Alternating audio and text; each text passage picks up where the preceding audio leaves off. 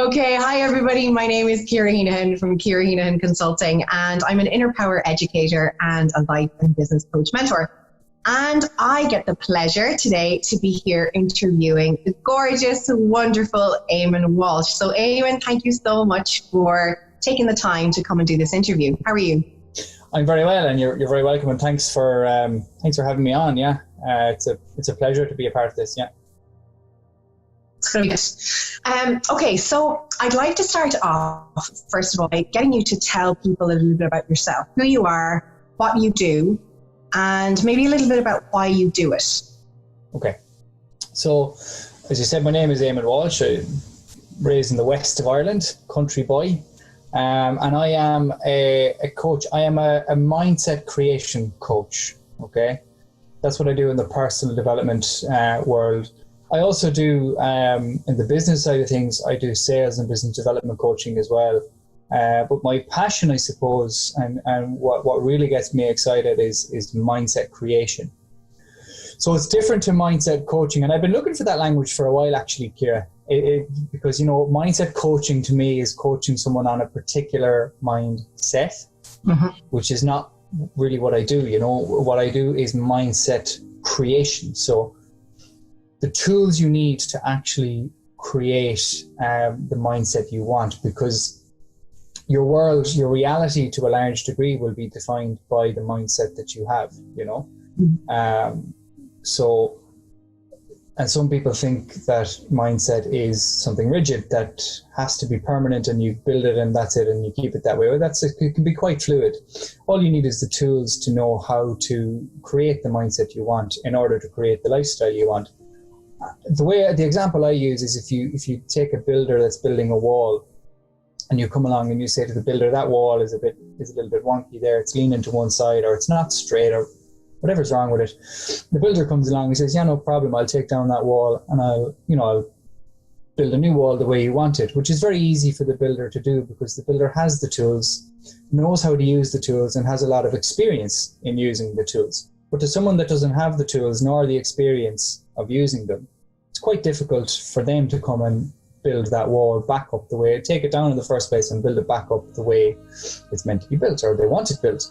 And it's the same with your mindset. It's very easy to do it when you have the tools and you know how to use them and you have a little bit of experience in using them. It's very easy to take down the parts of your mindset, to take down, deconstruct, reverse engineer, whatever language you want to use, get rid of that conditioning and that mindset that you don't want and replace it with the mindset and conditioning that you do want.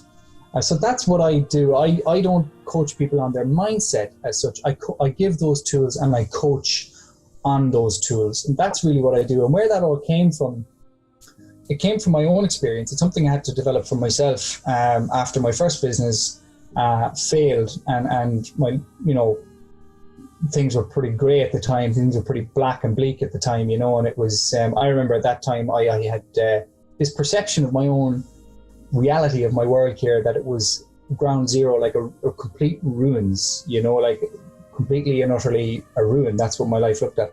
There was a pinnacle moment along the journey where my perception in an instant changed to, no, it's not a ruins, it's a blank canvas, you know. Right. And now I have to start moving the brush or moving the pen and see what we can do with this canvas. You know, I can do whatever I want now. I have no ties to the previous life and I can do what I want now. So out of that, I developed these tools and I used these tools to bring about success in my own life and to achieve the things that I wanted to achieve.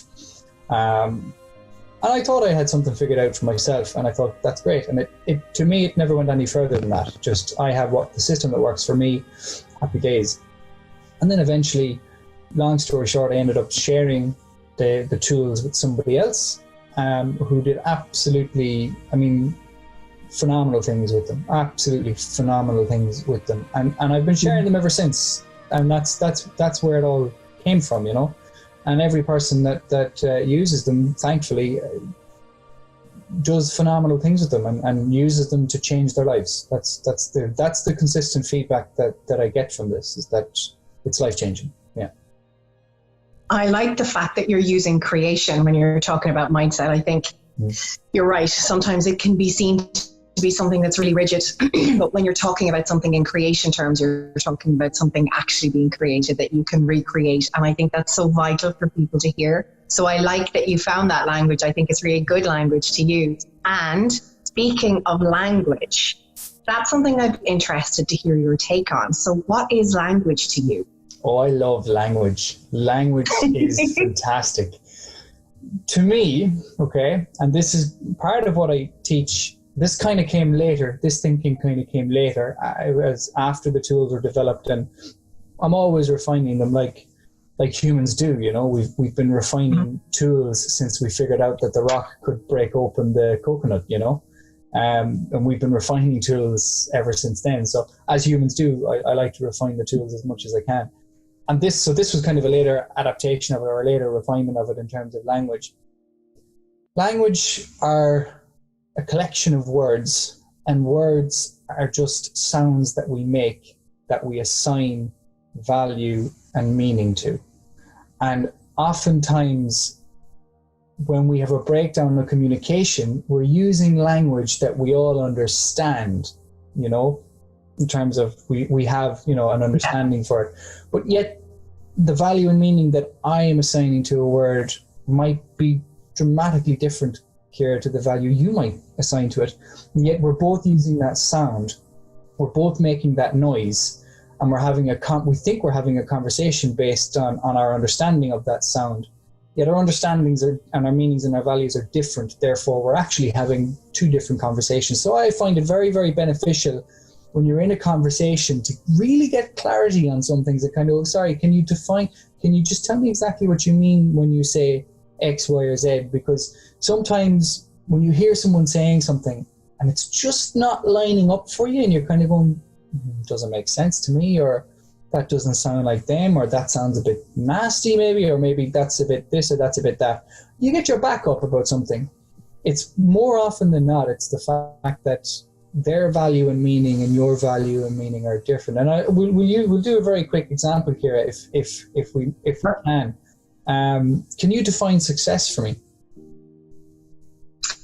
Oh, success to me means achieving exactly what you set out to by whatever means is necessary for you. Very good. That is what I would say as a meaning. The meaning of success would empower the individual, and this is actually one of the 8 key insights, is success is the fulfillment of a goal after the required effort, which is, we're pretty much paraphrasing each other there in what we're saying, you know. What a lot of people do with success in particular, and there's lots of words where this happens, what a lot of people do is they'll define success is being financially free.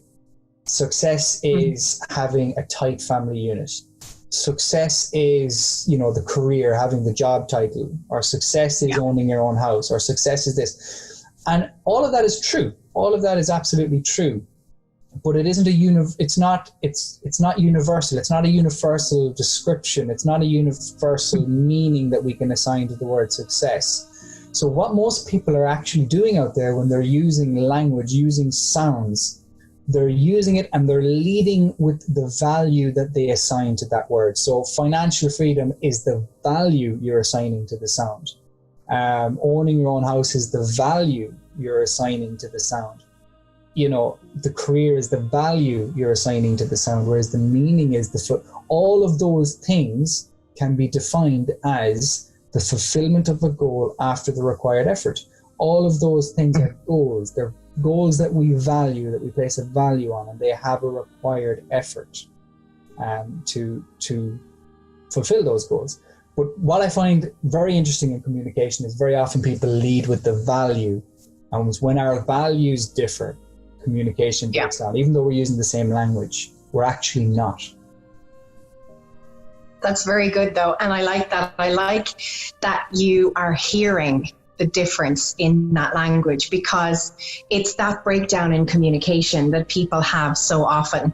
And all it is a miscommunication around the wording that's being used because of, like you're saying, the value people are putting on the words that they're saying. So I really like that. I like that for people to hear. So if people can hear that and actually take it on board, it could potentially what's the word I'm looking for? We'll go with squash any arguments or miscommunication, because it really leaves you open to going, okay, what I'm saying that person isn't hearing, or what they're saying I'm not hearing. Nobody's wrong in a situation. We're just hearing things in a different way. You know, it's nice. It's very nice. Yeah. You mentioned goals there a couple of times. So I'd love to know what your idea of a goal is. What is a goal to you? A goal is just something that we place a value on. And, you know, I'm going to be straight up and honest here, Ciara. I think goals are a little overrated. Not overrated. That's maybe the wrong language to use for what I'm trying to communicate. Goals are, everybody feels like they have to have a goal. And everybody feels like they have to have a massive goal, a significant goal, right? And now we're right back into the same conversation we just had. What do I mean by significant? Yeah. The value I place on the word significant could be greatly different to the value someone else places on significant.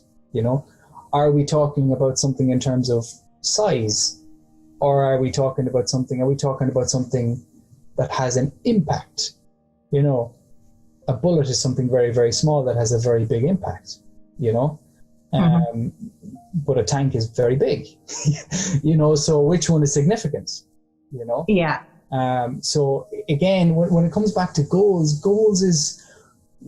are the things that we place value on that we just don't have right now, you know? There's something that's just outside of reach. So again, you know, people get caught up in, you know, your goal has to be, for young people, let's say, the goal has to be to go to college and get a degree and get an education. Here, you and I both know very, very well, universities are not the only place handing out education, you know? And formal education is not the only form of education, you know? But there's this perception that has to be the goal, that you have to go and get a third level education and then you have to go and do whatever you do after that. I actually don't know what people do after that. I never got that far. But, you know, I think it's the job, you know, you go and you get the job. But the goal is what's important to you. What do you place a value on? Because again, we're talking about values here. When we were talking about language, we were talking about the value that's placed on a sound, you know, that we make. So oftentimes when people find, and I'm going to talk about difficulty and hard, and this is something I've been talking about quite regularly actually lately, and I think we actually spoke about it already, Ciara, on a different stream, where, you know, nothing is easy and nothing is hard. Easy and hard don't exist. They are not real. They have never been real, and they never will be real. They are only perceptions of the reality, and the reality is that there is only the goal and the price that must be paid. And when you're finding it hard, there's a couple of things going on there. The first thing is, when you're finding it hard, you're perceiving the price as high, okay? So the first thing that's obvious there when people use the word hard is they haven't paid the price. They have a price yet to pay. That's the first thing that is unarguable, that they have a price yet to pay. So using the word easy, then they may have already paid the price. They might have that price already paid for that goal, and it might be easy for them. And let's use a quick example here. I always use the one of music because I come from a musical background. I've played a lot of music. And I believe you haven't, correct? Yes, correct in saying that, Jen? I have. You have? Damn it. Yeah, okay. This is exactly what happened the last time, isn't it? No, you used my shoulder, or your shoulder the last time, remember? Your shoulder the last time, right. So that's massage therapy, right? Yeah. Yeah, so you've hours of massage therapy done. So if I said to you, as you've done for me before, my shoulder's really sore, trapped nerve or whatever it is, here, can you fix that for me using massage therapy? You might say to yourself, yeah, that's really easy for me to do. Whereas I would say it's really hard for me to do. And the reason I would use the word hard to describe it is because I've never done it before. I have no experience of it. I haven't paid the price to know how to do it, whereas you have. So therefore, the language that we use differs because of our experience and what we're bringing to the table. So that's one thing that affects, you know, but the other thing that affects what language you use is actually the value being placed on the goal.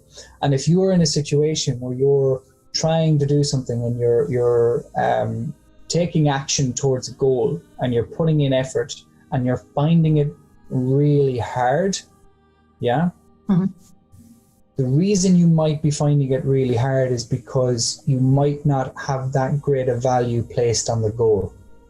Because when you have a high value on the goal, you'll be willing to pay a higher price, and a higher price will feel easy.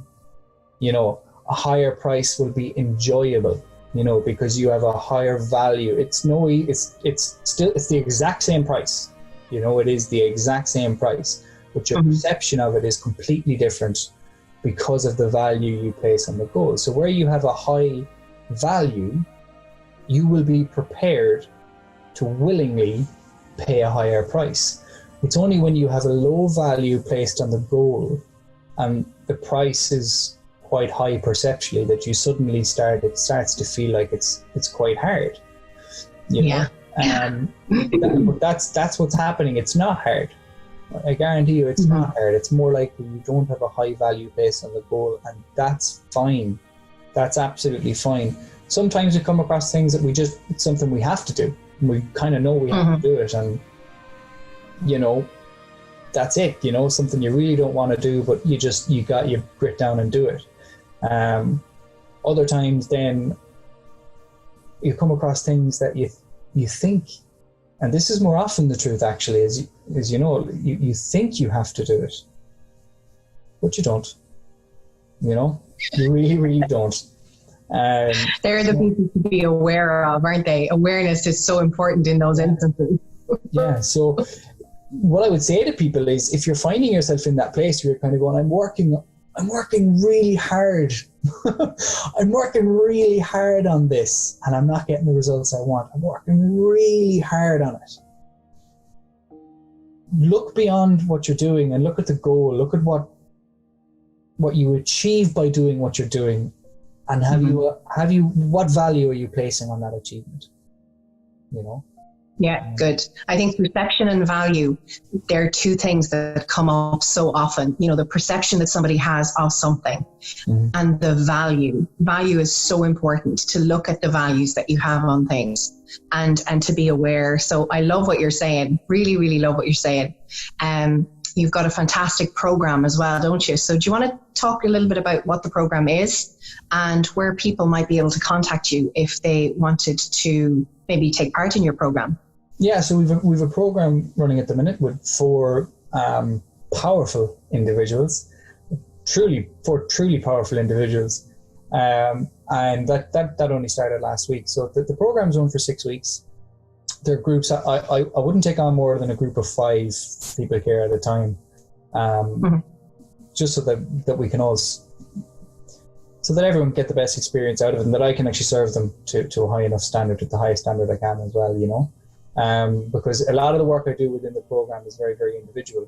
You know, it's power of the individual. So there is group work within it as well. There's some group stuff as well, but a lot of it is majority of it is one-to-one, and it's individual, and it's over 6 weeks. So the program is the Power of the Individual program, and it is the 8. It's all built around the 8 key insights of Power of the Individual, which are success, failure, can't. True responsibility, opportunity, vulnerability plus pride equals growth, and difficulty, which we've touched on difficulty there. Actually, that's we touched on there, and actually we've touched on success as well. So that's about half of the success insight, and that what we did in difficulty is the backbone of the difficulty insight, actually. But what we and do how can people get in contact with you for that? They can contact me on the Power of the Individual Facebook page. They can join the Power of the Individual group, or they can email me at info@poweroftheindividual.org. But the interesting thing about the program is those eight key insights are the content, and you get all of that on your first session. You literally get all of the information on the first session. So you have those 8 key insights are the tools that I was talking about earlier on. And you get all of the tools on the first session. What the 6 weeks are about is using the tools. It's very practical, very, very practical. There's a lot of action that needs to be taken. So that's what the 6 weeks are about. You get those 8 tools day one, And then it's 6 weeks of learning how to use those tools. And by the end of it, you will be able to craft. If you follow the program and learn how to use those tools, you will be able to craft whatever mindset and create whatever mindset you want. And if you're not happy with the mindset you've created by the end of it, the point of it isn't to create a mindset. That's not the point. So if you're not happy with the mindset you've created by the end of the 6 weeks, that's fine. Just you'll have the tools and the knowledge to take it down and rebuild it whatever you want. Yeah. You know? So mindset is never permanent. So you have the tools to do that going forward for the rest of your life. Which is brilliant. And the fact that you're doing it in real time with people when you're working with them is brilliant. So you're giving them all the key insights and then they're actually working in real time through the 6 weeks. That's really powerful, because when people are taking action, as we all know, speed of implementation and action are massive, you know, to get yourself to where you want to be.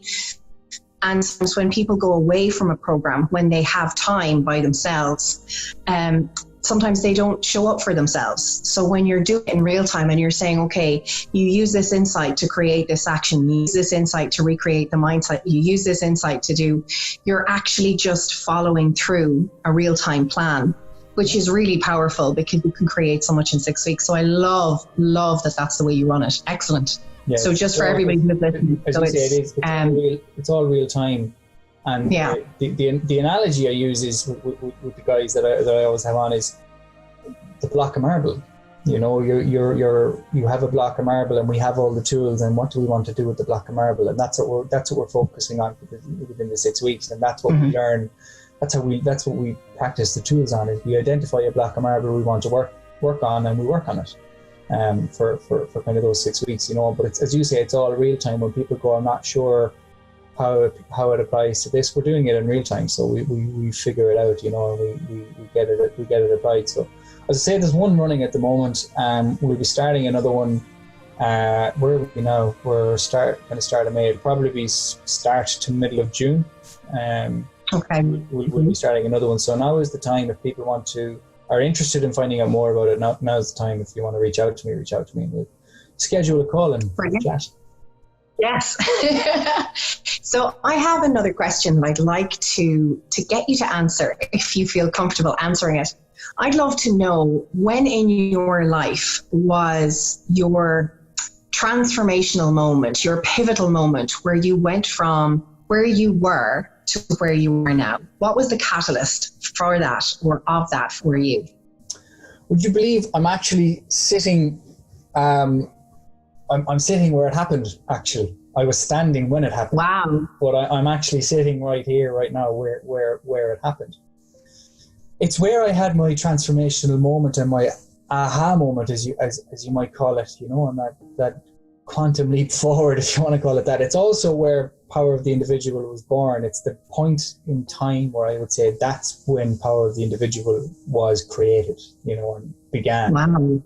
And what happened was, it was after the business went belly up. The first business went belly up, and a lot of other things happened around that time as well, and had been happening. And as I said, the mindset of the life was that it was in ruin, you know, and I was on a downward spiral, you could say, you know, and things were getting quite serious. So I went to the doctor, and I opened up to the doctor and said, you know, this, that, and the other, and having a very rough time now, and I just don't know what to do, and all this kind of stuff. And he says, oh yeah, sounds like depression. And he prescribed, I wasn't sleeping at the time either, actually. So he wrote me a prescription for sleeping tablets. Now, to be fair, he was very against sleeping tablets, but he says, use these very sparingly, use them to get back into a sleep pattern, but don't, you know. But he prescribed antidepressants for me as well. And I went to the chemist or whatever and got all that. And I remember standing here, coming home with them, standing here where I'm sitting now, standing here. I have nothing. My phone is about the size of the box, so I was looking at them like this, as if my phone was the box, and I was looking at them like this, and I just thought to myself, you know, this isn't the answer for me. I'm not, as in, my mind is stronger than this. My mind is way stronger than this box of tablets. Way, way stronger than this box of tablets. This isn't, for me, this isn't my solution. And And in that moment, I had that transformation where I suddenly realized, no, my mind is strong enough to figure this out and to deal with this myself. And I threw them in the bin. I don't think I never took a single one of them, you know. I just threw them in the bin, and that was that. And I said, okay, this is it. It's me, myself, and I. And I gotta figure out my head and get my head in the game here and get back to winning, you know. And that's what I did. Mm-hmm. That's where it came from, and that's where Power of the Individual came from, and that's where, as I say, I had that transformational aha moment, you know. That's lovely to connect the two together, actually. You know, when you're talking about the fact that you realized in that moment that your mind was so much stronger than this box, and then you called your program The Power of the Individual, I've got shivers and chills, and I'm getting a bit emotional, because connecting the two together is a really powerful thing. You know, I'm delighted that you've created what you've created, and I know how many people you've helped and will help going forward, because you have such a strong mindset. Mm-hmm. And so when people do come to you, that's what they're getting. And you're very much the type of person who gives it all from the start, which is a beautiful quality. I love what you do. Would there be anything else, or is there anything else you'd like to tell us about or like to talk about? Not really, other than I'm looking out the window here and it's a beautiful sunny day. It is pretty gorgeous. Go for a walk after this and get out in the sun a little bit. No, I hope everyone's keeping well in the times that are in it. I think there's a lot of opportunity from a business perspective in what's going on at the minute as well. And I just hope everyone's keeping well, and yeah, my doors are always open. So if anyone, I'm not sure. I always like to, if I'm gonna do something and open my mouth, I like it to add value. So I'm not sure what kind of value people might be looking for. So if anyone, my door is always open. If anyone wants to have a chat with me, I'm more than willing. Brilliant. I like the fact as well that you've said a lot of opportunity currently, and there is. And again, that's part of that mindset. It's part of the mindset around understanding that the doors are always opening and that there are always opportunities, and that we chance to choose them and if we see them. So I like that.